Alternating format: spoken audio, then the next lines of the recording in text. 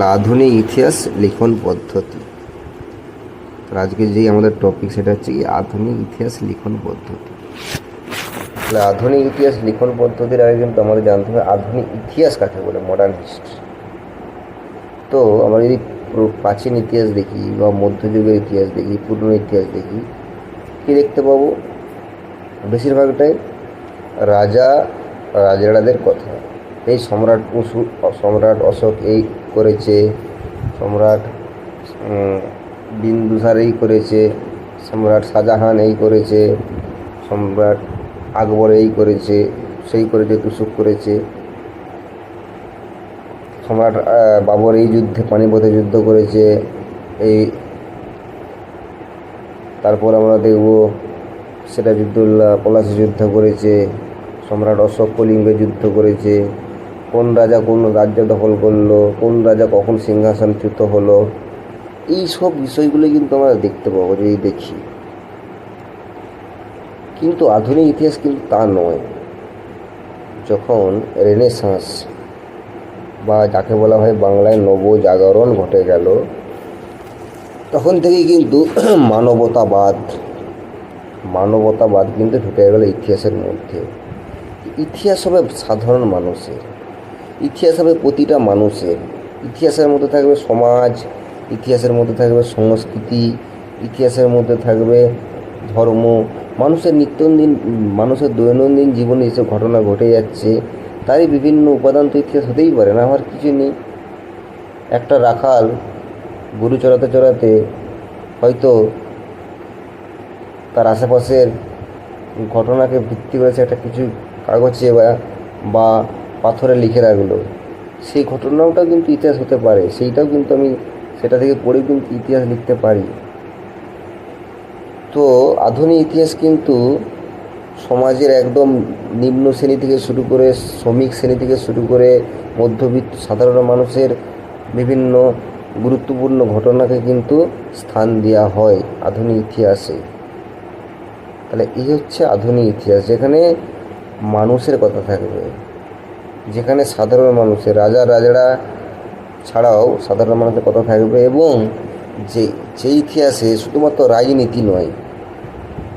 আমরা আগের ইতিহাসে শুধু কী জানি, শুধু রাজনীতি সম্পর্কে জেনেছি বা রাজনৈতিক পরিস্থিতি, কিন্তু আধুনিক ইতিহাসে থাকবে রাজনৈতিক পরিস্থিতির পাশাপাশি বিভিন্ন সামাজিক, বিভিন্ন সাংস্কৃতিক, বিভিন্ন ধর্মীয় ঘটনাও কিন্তু এই আধুনিক ইতিহাসে কিন্তু স্থান পাবে। আর সেই আধুনিক ইতিহাস কীভাবে লেখা হয় সেটা কিন্তু আমরা এবার জানতে চলেছি। তাহলে আধুনিক ইতিহাসের লেখন পদ্ধতি। তাহলে আধুনিক ইতিহাসের লেখন পদ্ধতিগুলো আমরা কিছু মানে সাজিয়ে বলার চেষ্টা করব, পয়েন্ট ভিত্তিক। তাহলে সেই পয়েন্ট ভিত্তিক যদি আমরা আলোচনা করি তাহলে কিন্তু আমরা দেখতে পাব।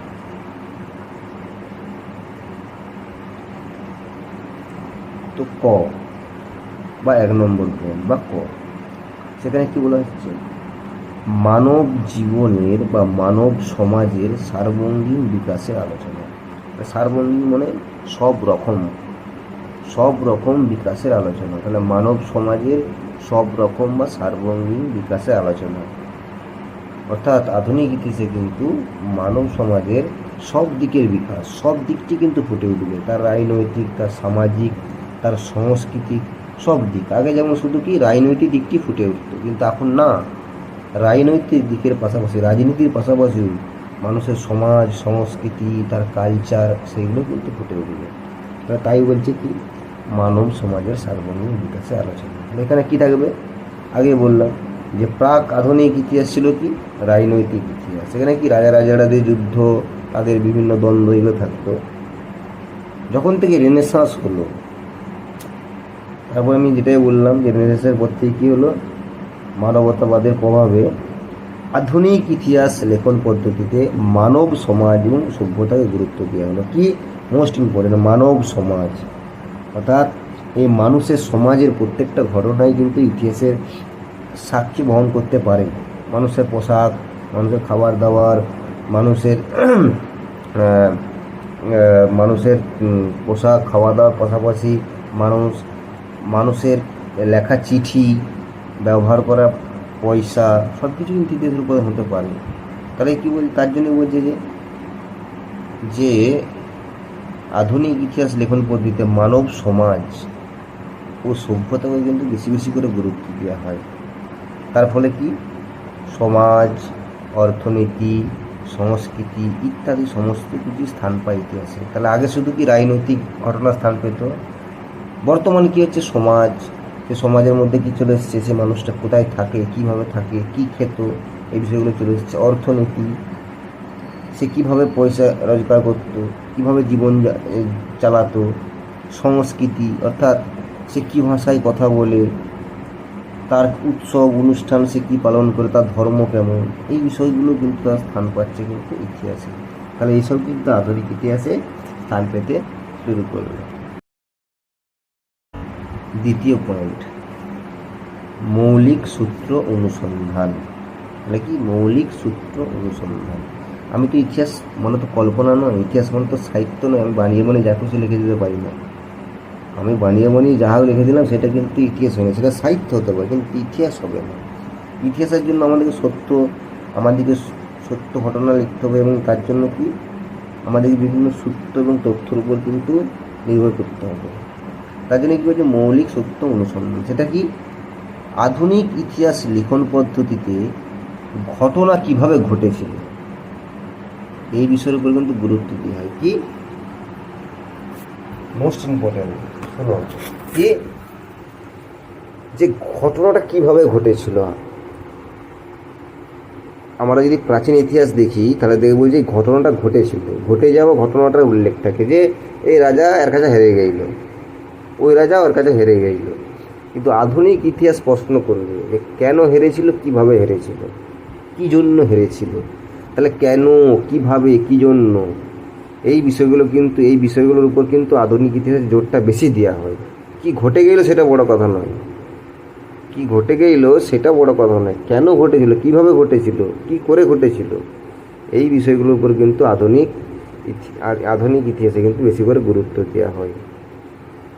তার জন্য কি করা হয়, বিভিন্ন মৌলিক সূত্র, মানে যেখান থেকে আমি তথ্যটা পাবো, সূত্র পাবো, সেই বিভিন্ন মৌলিক সূত্রগুলোর মধ্যে কি পড়ে, পণ্য সামগ্রী, তাহলে কি পুরনো জিনিসপত্র, সাহিত্য, আগেকারের বিভিন্ন লেখা, সেই লেখার সাহিত্যের মধ্যে সাহিত্য কি সমাজের মুকুট, আমি সমাজে যাই লিখছি তাই লিখছি, হয়তো আমার কল্পনা মিশিয়ে বা একটু বাড়িয়ে কমিয়ে লিখছি, কিন্তু যা আছে তার মধ্যে তো কিছু না কিছু আছে।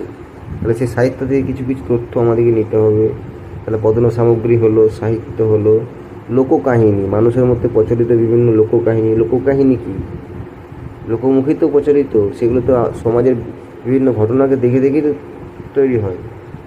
প্রত্যক্ষদর্শীর বিবরণ, অর্থাৎ কোনো একটা ঘটনা যে মানুষটা দেখেছিল তার কাছ থেকে জেনে, সে কী দেখেছিল তার কাছ থেকে জেনে শুনে, তাহলে প্রত্যক্ষদর্শীর বিবরণ ইত্যাদি অনুসন্ধানে বিশেষ গুরুত্ব কিন্তু দেওয়া হয়। তাহলে কি আধুনিক ইতিহাসে কিন্তু তথ্য যাচাই বিভিন্ন রকমভাবে বিভিন্ন জায়গা থেকে ডেটা কালেকশন করে সেটাকে ক্রস চেক করে ভুল ঠিক এসব বিচার বিবেচনা করেই কিন্তু তার উপর স্থান দেওয়া হয়। বানিয়ে লিখে দেওয়া কিন্তু আধুনিক ইতিহাসে হয় না। 3 নম্বর পয়েন্ট বা গ, তথ্যের উপর গুরুত্ব প্রদান। তাহলে কি বললাম, তথ্য বা ডেটা। আধুনিক ইতিহাসে সবথেকে গুরুত্বপূর্ণ জিনিস হচ্ছে ডেটা। আমাকে প্রপার ডেটা থাকতে হবে, আমি কিন্তু বানিয়ে লিখতে পারবো না। ডেটা না থাকলে আমি বানিয়ে লিখতে পারবো না, ডেটাটা কিন্তু চাই। তাহলে তথ্যের উপর গুরুত্ব দেওয়া হয় আধুনিক ইতিহাসে বেশি বেশি করে।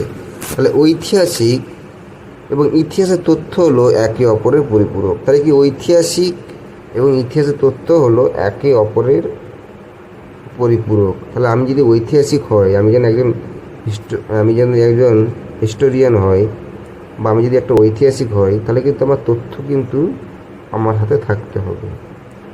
মৌলিক উপাদান থেকে ঐতিহাসিক প্রয়োজনীয় তথ্য সংগ্রহ করে সেগুলিকে সমালোচনামূলক দৃষ্টিভঙ্গি যাচাই করেন। তাহলে কি একজন ঐতিহাসিক কী করেন, আধুনিক ইতিহাসে সে বিভিন্ন জায়গা থেকে ডেটা কালেকশন করে। সে হতে পারে সাহিত্য, কিংবা হতে পারে কোনো পণ্য সামগ্রী, কিংবা হতে পারে কোনো লোককাহিনী, হতে পারে কোনো মানুষের কাছে শোনা গল্প, সেগুলোকে সে কী করে গ্রহণ করে তারপরে সেগুলোকে বিভিন্নভাবে পরীক্ষা নিরীক্ষা করে ক্রস চেকিং করে তারপরে কিন্তু আধুনিক ইতিহাসে স্থান দেওয়া হয় সেই জিনিসগুলো। তাহলে তথ্য পেলেই হলো না, সেগুলো কিন্তু ক্রস চেক করে তবেই কিন্তু আধুনিক ইতিহাসে দেওয়া হয়। 4, ঐতিহাসিক ঘটনার নির্বাচন। তাহলে সমস্ত পৃথিবী যাই ঘটছে, প্রতিদিন প্রতি মুহূর্তে কিছু না কিছু তো ঘটছে। তুমি মুড়ি খাচ্ছ, সেও একটা ঘটে যাওয়া ঘটনা। তুমি রাস্তা থেকে হাঁটতে বেরিয়েছো, সেটাও একটা ঘটে যাওয়া ঘটনা। তুমি হাঁটতে বেরিয়ে দেখলে রাস্তায় দুটো মানুষকে পিটিয়ে মেরে দেওয়া হলো, তাদের অপরাধ কি? তারা সরকারের বিরুদ্ধে কথা বলেছিল, এটা একটা ঘটনা। তাহলে 3টা ঘটনা ঘটলো, তুমি মুড়ি খাচ্ছ, তুমি হাঁটতে বেরিয়েছো, আর তোমার সামনে দুজনকে পিটিয়ে মেরে দেওয়া হলো। তাহলে তোমার মুড়ি খাওয়াটা কি ইতিহাস স্থান পাবে? পাবে না। তোমার হেঁটে যাওয়াটা কি ইতিহাস স্থান পাবে? স্থান পাবে না। কিন্তু দুটো মানুষকে পিটিয়ে মেরে দেওয়া হলো কি? তারা সরকারের বিরুদ্ধে কথা বলেছিল বলে, সেটা কিন্তু ইতিহাসে স্থান পাবে। তাহলে মোস্ট ইম্পর্টেন্ট যে কোন বিষয়টাকে আমি ইতিহাসে স্থান দেব, সেটাও কিন্তু দেখতে হবে। তাহলে কি বলছে, দেশ বা সমাজের সমস্ত ঘটনাই কিন্তু ঐতিহাসিক ঘটনা, সব ঘটনাই কিন্তু ইতিহাসে স্থান পাবে না। যে কোনো ঘটনার গুরুত্ব উপলব্ধি করে সঠিক তথ্য নির্বাচন করাই ঐতিহাসিকের প্রধান কর্তব্য। তাহলে কি আমাকে দেখতে হবে ঘটনাটা কী এবং তার ঐতিহাসিক কোনো গুরুত্ব আছে নাকি, মূল্য আছে নাকি, বা সেই জিনিসটা পরবর্তীকালে মানুষ জেনে তার কিছু লাভ হবে নাকি, সেই জিনিসটা কিন্তু আমার দেখতে হবে। তাহলে তার গুরুত্ব কতটা আছে, তো সেই গুরুত্বকে প্রথমে উপলব্ধি করতে হবে একজন ঐতিহাসিককে। তারপরে সঠিক তথ্য নির্বাচন করে ঐতিহাসিককে কিন্তু তার কাজটি করতে হবে। আবার এটাও ঠিক যে আমি অতীতের বিভিন্ন ঘটনা পড়লাম, জানলাম, তারপর আমি মনে করলাম যে এটা ইতিহাসে স্থান পাওয়ার যোগ্য, সেটা ইতিহাসে এনে দিলাম। আবার বর্তমানে আমার প্রতিনিয়ত কোনো না কোনো ঘটনা ঘটছে, আর যেটা আজকে ঘটলো সেটাই তো আজকে ইতিহাস হবে না, সেটা হয়তো 50 বছর পরে ইতিহাস হবে। বর্তমানে ঘটে যাওয়া ঘটনা তো সঙ্গে সঙ্গে ইতিহাস হবে না, সেটা খবর হতে পারে, সেটা ইতিহাসে পরিণত হবে অনেক বছর পর, 50 বছর পর। তাহলে বর্তমানে যে ঘটনা ঘটলো, এই যে বললাম রাস্তায় পিটিয়ে মেরে দিল, এটা হয়তো সঙ্গে সঙ্গে ইতিহাসে পরিণত হবে না, কিন্তু 30 বছর 40 বছর পরে যখন মানুষ এটা জানবে, সেটা কিন্তু ইতিহাসে পরিণত, তখন সে ঘটনাটা ইতিহাস, কারণ সেই জিনিসটা অতীত হয়ে গেছে, পুরনো হয়ে গেছে। তো বর্তমানে যে বিভিন্ন ঘটনা ঘটছে ইম্পর্টেন্ট, সেই জিনিসগুলোও কিন্তু নথিবদ্ধ করে রাখতে হবে, তার বিভিন্ন ডেটা কালেকশন করে রাখতে হবে, যাতে সেটা পরবর্তীকালে আমি ইতিহাসে রূপ দিতে পারি। এটাও কিন্তু একটা ঐতিহাসিককে খুবই গুরুত্বের সাথে দেখতে হবে। 5 বা অতীত ও বর্তমানের মধ্যে সেতু। এটা খুবই গুরুত্বপূর্ণ যে অতীত আর বর্তমানের মধ্যে সেতু। তাহলে আমি এমন ঘটনাকে নির্বাচন করব যেটা সেতুর কাজ করবে, যেটা সেতুর কাজ কি? মানুষকে পারাপার বা মানুষকে সাহায্য করা, বা তাকে সাহায্য করা, বা তার কষ্টের লাঘব ঘটানো, বা তার উপকার করা। ইতিহাসের কাজও কিন্তু তাই। তাহলে আমি এমন ঘটনাকে নির্বাচন করব বা এমন তথ্যকে ইতিহাসে স্থান দেব যেটা আমার কাজে লাগবে, শুধুমাত্র সাল তারিখ মুখস্থ করার জন্য ইতিহাস তো পড়া নয়। আমি পুরনো ঘটনা কেন পড়ব? যাতে আগে ঘটে যাওয়া ভুলটা আমি দ্বিতীয়বার না করি, বা আগের কোনো ভালো জিনিস ঘটেছে সেটা আমি আবার যেন গ্রহণ করি, এই জন্যই তো ইতিহাস পড়া। তাহলে সেটাই বলা হচ্ছে যে ইতিহাস হলো অতীত ও বর্তমানের মধ্যে একটি ব্রিজ বা সেতু। যে ইতিহাসে নতুন কোনো চিন্তাধারার সন্ধান পাওয়া যায় না, অর্থাৎ যে ইতিহাসে নতুন কোনো চিন্তা, অর্থাৎ কোনো একটা পুরনো ঘটনা বা কোনো একটা ঐতিহাসিক ঘটনার মধ্যে যেটার মধ্যে আমার শেখার মতো কিছু নেই, চিন্তা করার মতো কোনো কিছু নেই, সেটা কিন্তু ইতিহাসের স্থান পাওয়ার যোগ্য নয়। তাই বলছি, সেই ইতিহাস সাল তারিখের বিবরণ ছাড়া আর কিছুই নয়। তাহলে যেটা আমার কোনো কাজে লাগবে না, বা যেটার মধ্যে কোনো মৌলিক চিন্তা নেই, বা কোনো নতুন চিন্তার ধারা নেই, বা নতুন কোনো চিন্তার সন্ধান নেই, সেটা সাল তারিখ ছাড়া আর কিছুই নয়, সেটা ইতিহাস হতে পারে না। তাই ইতিহাসটা হচ্ছে অতীতের ঘটনাকে বিশ্লেষণ করতে বর্তমানের আলোয়। তাহলে আমার আজকের দিনে দাঁড়িয়ে, বর্তমানে আলোয় মনে কি আমার আজকের দিনে দাঁড়িয়ে বিভিন্ন ঐতিহাসিক ঘটনাকে পড়ে তবেই নির্বাচন করতে হবে যে হ্যাঁ, এইটা ইতিহাস পুরনো, এই ঘটনাটা পুরনো একটা অতীতের ঘটে যাওয়া ঘটনা, এটা ইতিহাস হওয়ার যোগ্য, তার কারণ এটা আমার আজকের দিনে দাঁড়িয়ে আমি দেখতে পাচ্ছি যে হ্যাঁ আমার উপকারে বা আমার কাজে লাগতে পারে। তাহলে আমরা 5টা পদ্ধতি বা লেখন পদ্ধতি আলোচনা করলাম। এবার আমরা আলোচনা করব, এটা প্রশ্নটা যদি আসে এভাবে যে শুধুমাত্র লেখন পদ্ধতি, তাহলে আমি যেটা বললাম সেটা লিখলেই হবে। কিন্তু যদি লেখন পদ্ধতির পাশাপাশি দিয়ে দেয় উপাদান, তাহলে আধুনিক ইতিহাসের উপাদান, আধুনিক ইতিহাস কী কীভাবে লেখা সম্ভব বা লেখা হয়, উপাদান বা মাল মশলা, আধুনিক ইতিহাস লিখতে গেলে কী মাল মশলা লাগবে, তার জন্য কি লাগবে, প্রথম যেটা লাগবে সেটা হচ্ছে কি 2 ধরনের উপাদানের উল্লেখ আছে। একটা কি আকর উপাদান বা প্রাইমারি সোর্স। আকর উপাদান প্রাইমারি সোর্সের মধ্যে কি পড়বে, আর্থার মার্ক উইকের তালিকা অনুযায়ী, আর্থার মার্ক উইক একজন ঐতিহাসিক ছিলেন, তার যদি আমরা তিনি তালিকা করে দিয়েছিলেন, তাহলে তালিকার মধ্যে কি তিনি রেখেছিলেন, লেখমালা। লেখমালা মানে কি, পুরনো দিনের রাজাদের বা মানুষের লেখা পাথরের উপর যদি কোনো তারা কিছু লিখে রাখে লিপি, সেই লেখমালাটা কিন্তু ইতিহাসের উপাদান। সাহিত্য, সাহিত্যের মধ্যে কী থাকবে, বই, পত্র, পত্রিকা, ধরো কোনো একটা সাহিত্য। ধরো চর্যাপদ, আমরা যদি বাংলার ইতিহাস জানতে চাই, কোন বাংলা, ধরো নবম থেকে দশম শতক, নবম থেকে দশম শতকে যদি ইতিহাস জানতে চাই, তাহলে আমার তো সে সময় কারো কোনো লেখার ইতিহাস বই নেই, সেখানে তখন তো ইতিহাসের কোনো উপাদান নেই। তাহলে তখন এই ইতিহাস কিন্তু জানতে গেলে আমাকে কি চর্যাপদ পড়তে হবে, কারণ আমি জানি সেই সময় চর্যাপদ লেখা হয়েছিল। তাহলে চর্যাপদ পড়লে তখন আমি কিন্তু একটা ইতিহাস আমি কিন্তু জানতে পারবো। তাহলে সাহিত্য একটা গুরুত্বপূর্ণ জিনিস। খাজনার নথি, তাহলে খাজনা মানে ট্যাক্স, তাহলে খাজনা নথি কিন্তু গুরুত্বপূর্ণ। তাহলে আমি বুঝতে পারবো তাহলে সেই সময় মানুষের অর্থনৈতিক অবস্থা কেমন ছিল বা ভূমি সংস্কার নীতি কেমন ছিল, এগুলো কিন্তু আমরা জানতে কিন্তু পারবো খাজনা দেখে। বিভিন্ন দলিল যদি আমরা ঘেঁটে দেখব, আমরা যদি বিভিন্ন দলিল দেখি, সেই দলিল থেকেও কিন্তু আমরা ইতিহাসের উপাদান পাবো। সার্ভে, তাহলে বিভিন্ন সার্ভে করা হয়, তুমি জানো যে কত কিছু, জনসংখ্যা থেকে শুরু করে মানুষের আয় থেকে শুরু করে বিভিন্ন ধরনের হাজার তো সার্ভে হচ্ছে। সেই সার্ভেগুলো কিন্তু আমাদের ইতিহাসের উপাদান হতে পারে। ধরো 1994 সালে কোনো একটা সার্ভে করা হয়েছিল যে মানুষের আয় কত, তাহলে তখন যদি আমাকে 1990 সালে বা 94 সালে মানুষের অর্থনৈতিক পরিকাঠামো কেমন ছিল, এই বিষয়ে যদি একটা ইতিহাস আমাকে বিষয় বা ঐতিহাসিক কোনো গ্রন্থ লিখতে হয়, তখন কিন্তু আমাকে সেই রিপোর্টটা আমাকে কিন্তু সাহায্য করবে, সেই সার্ভেটা কিন্তু আমাকে সাহায্য করবে। সরকারি নির্দেশনামা, সরকারি বিভিন্ন যে নির্দেশনামা জারি করে, সেই নির্দেশনামাগুলো কিন্তু পরবর্তীকালে ইতিহাসের উপাদান হতে পারে।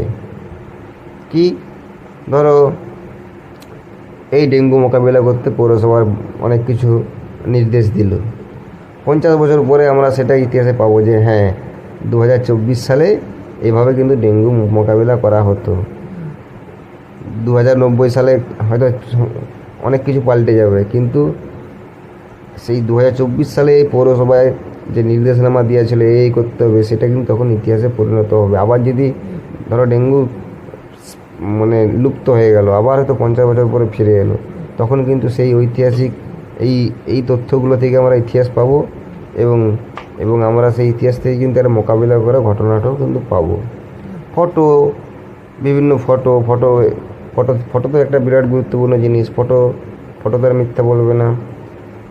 দৃশ্য শ্রাব্য উপকরণ, মানে কোনো কিছু ভিডিও বা অডিও, এগুলো কিন্তু ইতিহাসের উপাদান হতে পারে। এগুলোকে বলা হচ্ছে কি প্রাইমারি সোর্স বা আকর উপাদান।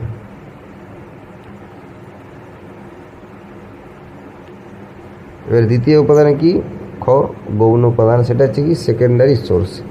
গৌণ উপাদান মানে কি, আকর উপাদানের সাহায্যে রচিত গ্রন্থ হলো গৌণ উপাদান। তাহলে আকর গ্রন্থ মানে কি, ধরো আমি একটা কোনো বিষয়ের উপর, ধরো একজন বিখ্যাত ঐতিহাসিকের একটা কোনো লেখা বই, কোনো একটা বিখ্যাত ঐতিহাসিকের কোনো একটা লেখা বই পড়ে আমি যদি কোনো সারা বইটাকে নিলাম, ধরো তার একটা বই আছে ভারতীয় ইতিহাস, সেখানে ভারতের ইতিহাসের উল্লেখ আছে।